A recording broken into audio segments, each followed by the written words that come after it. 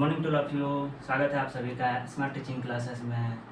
तो उम्मीद करते हैं कि आप लोग बहुत अच्छे होंगे और कल के बिहार बोर्ड क्लास 10th के रिजल्ट के लेके आप लोग बहुत खुशियाँ भी मना रहे होंगे, क्योंकि सभी उम्मीदवार का उम्मीद करते हैं कि बहुत अच्छा रिजल्ट आया होगा। और आज से हम लोग मैथ 2024 मैथ का प्रिपरेशन करने जा रहे हैं बिहार बोर्ड क्लास 10th 2026 के लिए। तो आज से हम लोग देखेंगे कि मैथ में किस प्रकार का क्वेश्चन आता है, कैसा देखा जाता है, कैसे चैप्टर को पढ़ा जाएगा, उसको इजी वे में पढ़ने का कोशिश करेंगे। तो देखते हैं आगे कैसे पढ़ते हैं। तो पहला है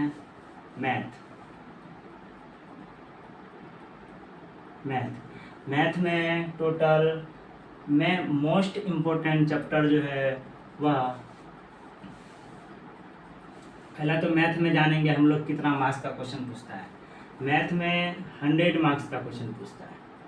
कितना? 100 मार्क्स का।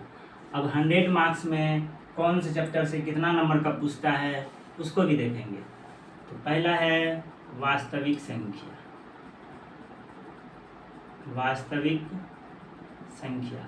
वास्तविक संख्या से टोटल 12 से 15 मार्क्स का क्वेश्चन पूछता है। दूसरा आता है बहुपद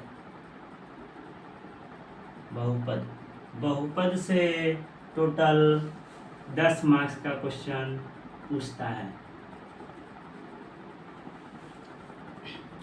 तीसरा एक चर वाला रैखिक समीकरण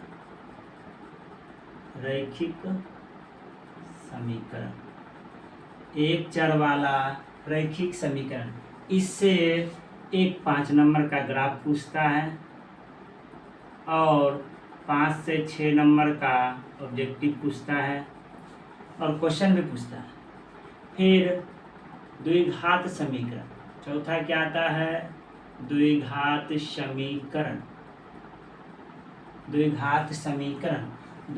समीकरण से 5 से 6 मार्क्स का क्वेश्चन पूछता है। पांचवा आता है समांतर श्रेणी, इससे भी अप्रॉक्स 10 मार्क्स का क्वेश्चन पूछता है। फिर त्रिभुज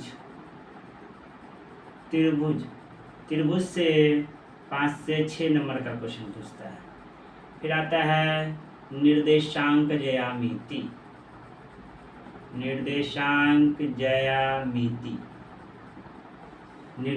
ज्यामिति, इससे 6 से 7 मार्क्स का क्वेश्चन पूछता है।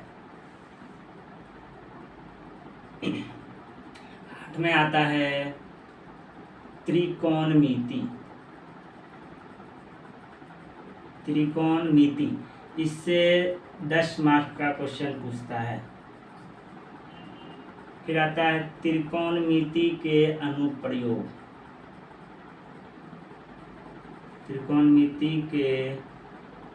कुछ अनुप्रयोग, इससे 3 से 4 नंबर का क्वेश्चन पूछता है। फिर आता है वृत्त से 3 से 4 मार्क्स का क्वेश्चन पूछता है। फिर आता है रचनाएं से 5 मार्क्स का क्वेश्चन रहता है। उसके बाद फिर पूछता है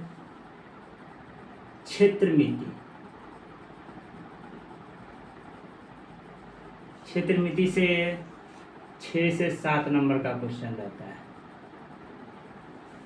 फिर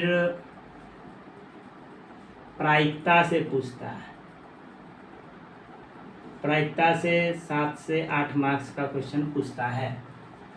फिर आता है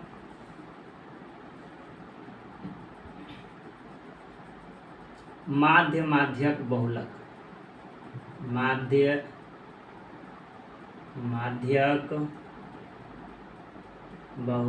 इससे 7 से 8 नंबर का क्वेश्चन पूछता है।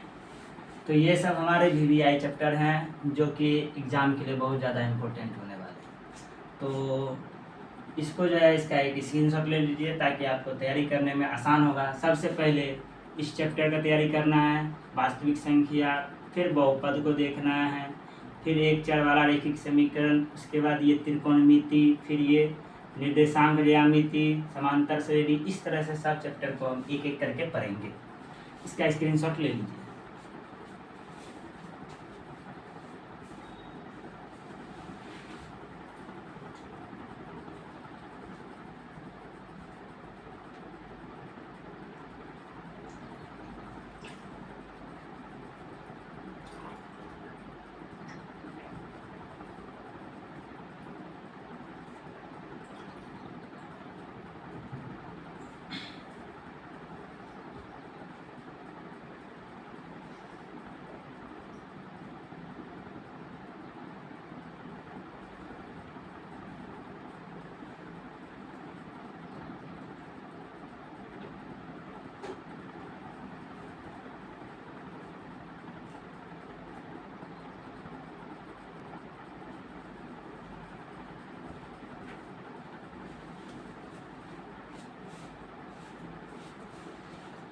तो चलिए अब हम लोग चैप्टर 1 को स्टार्ट करेंगे।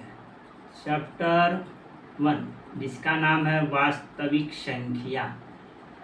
वास्तविक संख्या। आप लोग को पता होना चाहिए कि किसी भी चैप्टर को पढ़ने से पहले उसके बारे में जानना जरूरी होता है। जैसे वास्तविक संख्या है, तो वास्तविक संख्या कहते किसको है? वास्तविक संख्या किसे कहते हैं? वास्तविक संख्या क्या है? तो इससे पहले वाले वीडियो में हम लोगों ने पूरा डिफिनेशन देखे थे। वास्तविक संख्या किसे कहते हैं, परिमेय संख्या किसे कहते हैं, अपरिमेय संख्या किसे कहते हैं। यानी ये सारा वीडियो हम लोग जो है सारा क्लास उसमें देखे थे। तो इस सब के डिफिनेशन को पढ़ने के लिए पिछले वाले वीडियो में जाके एक बार देख लीजिएगा और हम लोग जो है यहाँ से आगे पढ़ते हैं। तो वास्तविक संख्या में हम लोग ने पहले पढ़े थे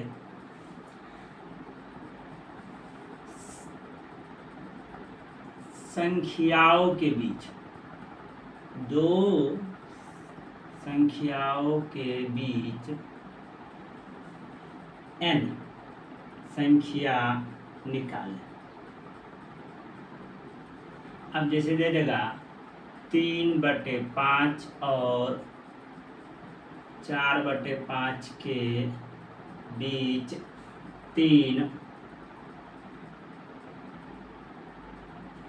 तीन परिमेय संख्या निकालें। अब क्या बोला? 3/5 और 4/5 के बीच 3 परिमेय संख्या निकालें। तो इसके लिए क्या करना है? कुछ नहीं, पहले क्या करेंगे? लिख लेंगे 3/5, इधर क्या लिखेंगे? 4/5।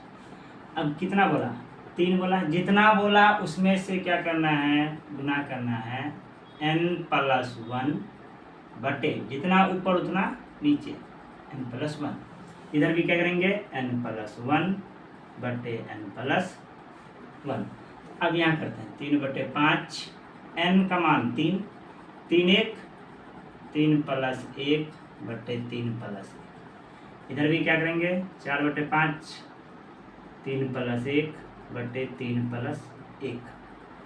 अब यहाँ करते हैं 3/5, 3 × 4, यहाँ डायरेक्ट गुना कर देते हैं। 3 × 4, 4 × 12, फिर यहाँ 4 × 5, 4 × 5 = 20। फिर ये क्या आ जाएगा? 4, यहाँ है 3 × 4, तो 4 × 4 = 16/20। अब देखिए दोनों के बीच सेम हो गया। तो अब यहाँ से निकाल लीजिए, क्या आ जाएगा आंसर में? 13, 3 और 4 के बीच बोला ना, तो यानी 12 और 16 के बीच, तो 12 के बाद 13/20, 14/20 और 15/20। यही हो गया आंसर। इस तरह से सवाल देगा तो इस तरह से बन जाएगा। फिर इसके बाद दूसरा टॉपिक आता है। इसमें हम लोग पढ़े थे HCF एंड LCM, HCF और LCM। तो HCF और LCM निकालते कैसे? तो इसको निकालने का 2 विधि होता है। कितना विधि होता है? 2। अब क्या आ जाएगा 2 में? पहले LCM देखते हैं। LCM के लिए एलसीएम के लिए तो पहला तो हम लोग ऐसे निकालते थे, ऐसे करते, इसमें कुछ नहीं था। क्या करते थे, पहले सबसे छोटी संख्या से भाग देते थे। सबसे छोटी संख्या क्या आ जाएगा यहाँ से, देखिए 15 है, 16 है, 25 है। अगर 3 से खिलाते हैं तो देखिए 3 से 15 खाएगा लेकिन 16 नहीं खाएगा, 3 के पारा में 16 नहीं आता है, फिर 3 के पारा में 25 नहीं आता है, तो क्या करेंगे 5 से खिलाएंगे। तो 5 के पारा में 15 आता है, कितना बार में, 3 बार में। फिर 5 के पारा में 16 आता है, नहीं, 16 का 16 लिख देने का। 5 के पारा में 25 आता है, कितना बार में, 5 बार में। और खाएगा, अब डिवाइड नहीं होगा तो क्या करेंगे, इसको गुना कर देंगे। 5 गुना 3 गुना 16 गुना 5। अब गुना कीजिए, 5 तिया 15, 15 पचे 75, 75 गुना 16। अब इसको डायरेक्ट गुना करिए, 16 गुना 5 कीजिए, 16 पचे 80, 80 का 0 बाकी 8, फिर यहाँ बाकी 8 है, फिर 16 सत्ते 112 है, 112 में 8 जोड़ेंगे तो कितना आ जाएगा, 120, यानी 1200। कितना आ गया, 1200। अब फिर उसके बाद निकालेंगे एचसीएफ। एचसीएफ कैसे निकालते थे, एचसीएफ के लिए भी था, जैसे 15 और 40 के बीच निकालना है, हम लोग क्या करते थे, भाग देते थे, भाग विधि। तो 15 भाग, छोटी से बड़ी में भाग देते थे, 15 से 40 में भाग देते थे। 15 के पारा में 40 आएगा, नहीं, 15 दूनी 30, फिर यहाँ 10, 10 के पारा में फिर कितने, 15 में भाग देने का, तो 10 के पारा में 15 आता है, नहीं, एक बार में 10 बचा 5, फिर 5 से 10 में भाग देना है यहाँ का, 5 दूनी 10, यानी ये कैंसिल हो गया। अब इसमें एक नियम था, हम लोग पढ़ते थे, भाग दें एवं जांच करें। भाग देने तो सब जानते होंगे, अब जांच करने का फॉर्मूला क्या था, तो भाज्य बराबर भाजक गुना भागफल जोड़ शेष, भाजक गुना भागफल जोड़ शेष। अब भाज्य बराबर, तो इसी को ना हम लोग क्या बोल सकते हैं, भाज्य को, जैसे ये देखिए इधर वाला जिससे भाग देते हैं उसको बोलते हैं भाजक, जिसमें भाग देते हैं उसको बोलते हैं भाज्य, जितना बार में कटता है उसको बोलते हैं भागफल, और जितना नीचे बचेगा उसको बोलते हैं शेष फल। यहाँ तक क्लियर है। अब यहाँ पे भाज्य को हम ए लिखते हैं और भाजक को बी गुना भागफल को क्यू यानी क्वोशिएंट, फिर प्लस शेषफल को आर यानी रिमाइंडर, यानी ये क्या बन गया, ए बराबर बी क्यू प्लस आर। तो ये जो बना ना, ए बराबर बी क्यू प्लस आर, इसी का ना इसमें एक नाम दिया, क्या नाम दिया मैथ में, तो यूक्लिड यानी यूक्लिड विभाजन एल्गोरिथम, यूक्लिड विभाजन एल्गोरिथम, इसमें इसी को बोल दिया। अब इस पे इसके विधि से, अब ये एचसीएफ तो एक भाग विधि से निकाले ना, अब इसके विधि से बोलेगा यूक्लिड विभाजन एल्गोरिथम से क्या निकालना है, एचसीएफ निकालना है। तो देखते हैं, तो इसको क्लीन कर लेते हैं। तब तक इसका एक स्क्रीनशॉट ले लीजिए ताकि बनाने में आसानी हो।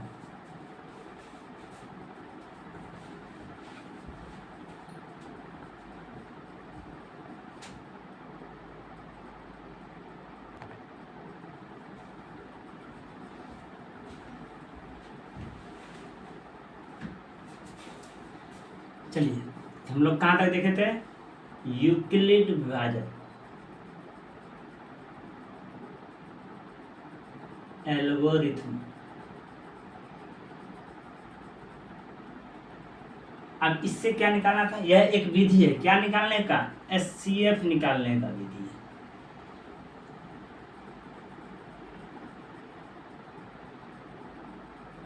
एचसीएफ निकालने की विधि, एक नंबर में एमसीक्यू पूछता है, बोलता है यूक्लिड विभाजन एल्गोरिथम हम क्या ज्ञात करते हैं, तो एचसीएफ, क्या बोलना है, एचसीएफ। अब निकालेंगे हम एचसीएफ कैसे निकालते हैं। क्वेश्चन है 15 और 50 का एचसीएफ, जिसको हम ब्रैकेट में मॉसवा बोलते हैं, यूक्लिड विभाजन एल्गोरिथम विधि से निकालें, विधि से निकालें। अब इसको निकालते हैं। तो पहले क्या करेंगे, दोनों में से बड़ा कौन है 50, तो 50 के इधर मुंह खोल देने का, यानी जिधर बड़ा हो उधर बड़ा, जिधर छोटा हो उधर कोना कर देने का। अब 15 से पहले भाग विधि से निकालते हैं, 15 से 50 में भाग देते हैं, कितना बार में खाएगा, 15 तिया 45। अब यहाँ देखिए 0 में से 5 घटेगा नहीं, बगल वाले से 1 पैसा 10, 10 में से 5 गया 5, ये कैंसिल। अब ये 5 से 15 में भाग देने का, 5 तिया 15 कैंसिल। अब यहाँ यूक्लिड विभाजन अकॉर्डिंग टू यूक्लिड विभाजन एल्गोरिथम, यूक्लिड विभाजन एल्गोरिथम। अब इसमें क्या पढ़े थे, a बराबर बी क्यू प्लस आर। तो अब यहाँ a भाज्य कौन है, ये 50, तो 50 लिखेंगे बराबर बी क्यू प्लस आर, तो b भाजक कितना है यहाँ 15 गुना, इसके बीच में क्या रिलेशन होता है, गुना का। अब q कितना बचा है 3 प्लस रिमाइंडर कितना बचा 5, ये हो गया एक प्रोसेस। अब दूसरा स्टेप फिर भाग दिए, अब यहाँ पे क्या होगा, फिर भाज्य बदल जाएगा, भाज्य क्या हो जाएगा यहाँ पे a, ये वाला 15, यानी यहाँ ये 15 बराबर, अब भाजक क्या बन गया 5, क्योंकि 5 से भाग दिए तो 5 प्लस नहीं गुना। अब यहाँ q कितना बना 3, 5 तिया 15 प्लस शेषफल कितना बचा 0। जब शेषफल 0 हो जाए तो समझेंगे कि हमारा एचसीएफ क्या निकल गया। तो कितना बार से खिलाए, कौन सी संख्या से भाग दिए तो शेषफल 0 हुआ, तो ये 5, किससे 5, यानी एचसीएफ क्या आ गया, एचसीएफ बराबर 5। यहाँ भी एचसीएफ बराबर कितना आ गया 5। यहाँ तक समझ में आया, यहाँ तक किसी को कोई प्रॉब्लम। अब इसके बाद ये यूक्लिड विभाजन हो गया, इससे हमेशा एग्जाम में 3 से 4 मार्क्स का क्वेश्चन पूछता है, ठीक है। अब इसके बाद एक और टॉपिक है जिसका हमने डिफिनेशन पढ़ चुके हैं, परिमेय और अपरिमेय, परिमेय और अपरिमेय। तो परिमेय को क्या करेंगे, P/Q के रूप में लिख सकते हैं, ठीक है, लेकिन इसको P/Q के रूप में नहीं लिख सकते हैं। यहाँ Q बराबर 0 नहीं होगा, इसमें Q बराबर 0 होगा, ठीक है। अब इसमें रूट के अंदर जो संख्या रहेगा वह किसी का वर्ग रहेगा, लेकिन इसमें क्या होगा, इसमें जो रूट के अंदर संख्या रहेगा वह वर्ग नहीं रहेगा, क्लियर है। अब इसका दशमलव प्रसार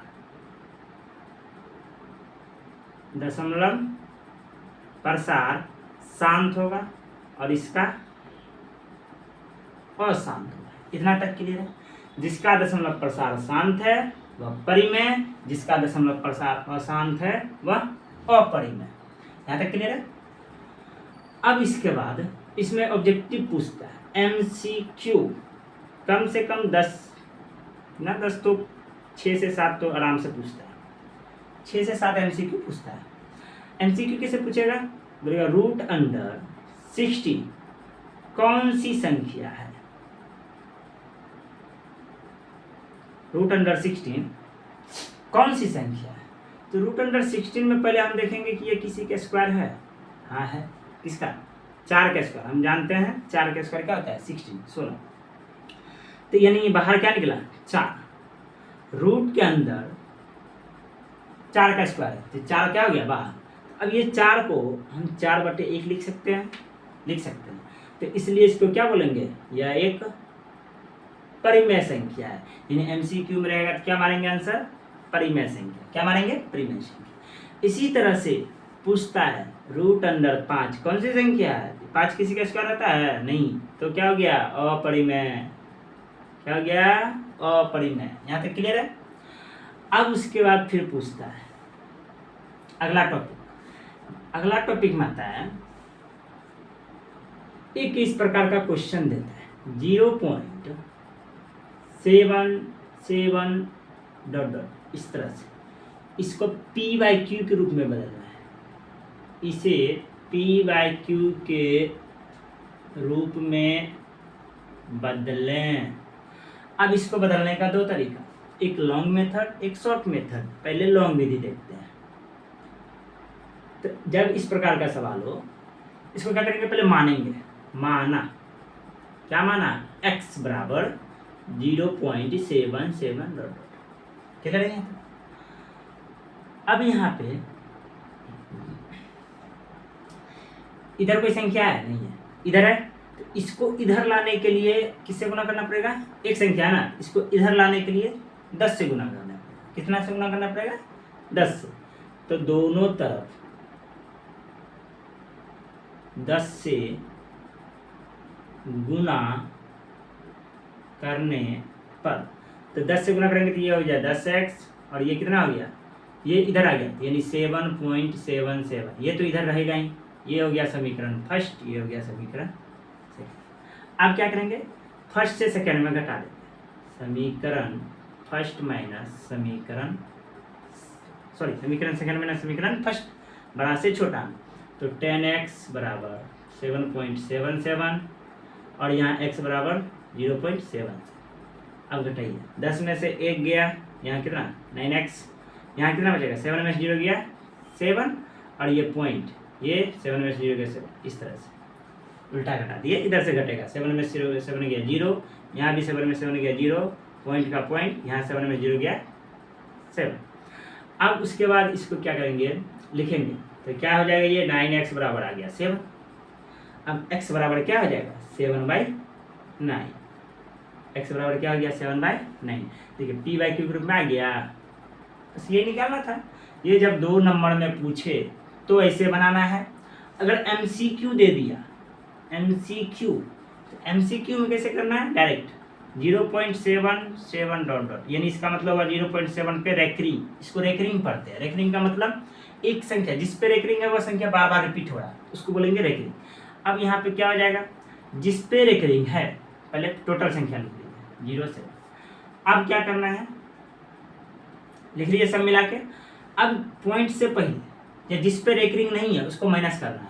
7 पे रेकरिंग है, इधर किस पे रेकरिंग नहीं है? 0 पे। अगर यहाँ पे भी नंबर होता तो इसको भी माइनस करते। तो 0.7 माइनस 0 बटे जितना पे रेकरिंग रहेगा उतना 9 लिखेंगे। यानी एक संख्या पे रेकरिंग है तो 1 9, अगर 2 पे रहता तो 2 9, 3 पे रहता 3 9। जिस पे रेकरिंग नहीं रहता उसके बदले क्या देते? 0। पॉइंट के बाद अगर जिसके बाद रेकरिंग नहीं है जिसके ऊपर, तो उसके बदले 0 देंगे। उसका भी एक एग्जाम्पल समझ लेंगे अभी। अब 0 देखिए 7 में से 0 गया 7/9। बस इस तरह से सॉल्व करना था MCQ के लिए। अगर अब यहाँ पे दे देगा 1.275, इस पे दे दिया रेकरिंग। अब इसको कैसे बनाना है? तो पहले सब संख्या के साथ में 1275। अब फिर क्या करना है? माइनस, क्या बोले? जिस पे रेकरिंग ना हो उससे पहले सब माइनस। तो यानी 5 इधर 2 7 2 1, ये तीनों पे रेकरिंग नहीं है, मतलब ये दोनों को माइनस करना है बटे। अब कितना पे रेकरिंग है? कितना संख्या पे? एक संख्या पे 5 पे। तो 5 पे रेकरिंग है तो मतलब एक संख्या यानी 9। अब पॉइंट के बाद देखिए कितना पे रेकरिंग नहीं है? 2 संख्या 1 2, तो ये दोनों के बदले क्या आएगा? 0। अब यहाँ पर माइनस करके आंसर लिखे। 5 में से 7 घटेगा नहीं, बगल में से 45, 15 में से 7 गया तो 8। यहाँ 5 6 में से 2 गया 4, यहाँ बचा 2 में से 1 गया 1 बट्टे ये क्या हो गया? 900। यही हो गया आंसर। यहाँ तक क्लियर है? यहाँ तक किसी को कोई प्रॉब्लम नहीं? तो आज का क्लास हम यहीं तक रखेंगे। इतना तक का सवाल अपने बुक से करके आना है एक्सरसाइज 1.1 में। एक्सरसाइज 1.1 और एक्सरसाइज 1.2, ये 2 एक्सरसाइज का ये टॉपिक था। अब दोनों एक्सरसाइज को बना करके आना है, ठीक है? ये होमवर्क। तो मिलेंगे नेक्स्ट वीडियो में फिर अगले टॉपिक के साथ। तब तक के लिए जय हिंद, जय भारत। Thank you.